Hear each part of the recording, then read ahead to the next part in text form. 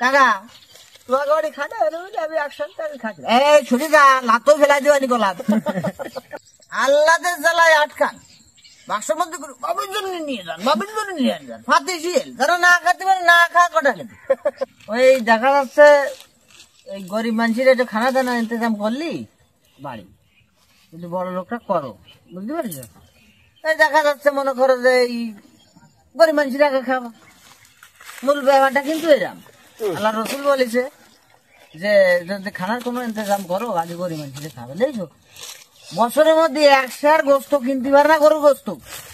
কি করে কিনবে মাল জিনিসের যে দাম কেনবে কি করে বুঝলাম না তুমি হ্যাঁ ভাই কথা বললেন এখন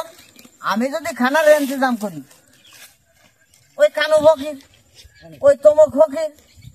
ওই হাবিব ফকির এই ফকির গুলোকে খাওয়াচ্ছে নাকি ভাই কারণ তারা বছরের মধ্যে গোস্তর মুখ সই দেয় না একমাত্র কোরবানিতে ছাড়া বিষয়টা বুঝতে হবে এখন ওই দেখা যাচ্ছে আমার বাড়ির ধারে রিলেটিভ যারা কাকা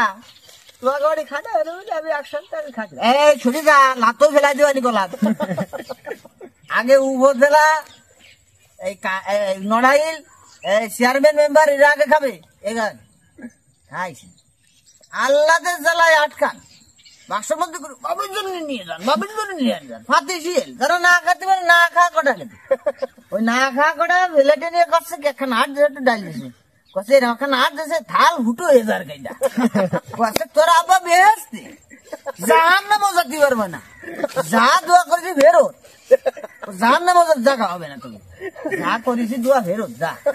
ঠিক গেলাম ফাতিশিলরা ফাতি দেল না যারা সপ্তাহে 10 কেজি 15 কেজি কিনতে পারে গোস্ত তাকে আরে কামড় দিয়ে রাস্তা হয়ে গেছে এই কাহিনী এনাম খান আট দেশে কষ্ট হবে থাল উঠো এলাকে যা এই সাইকেল সিটি হেলাই দিয়ে রাগের জ্বালা করে থাকলো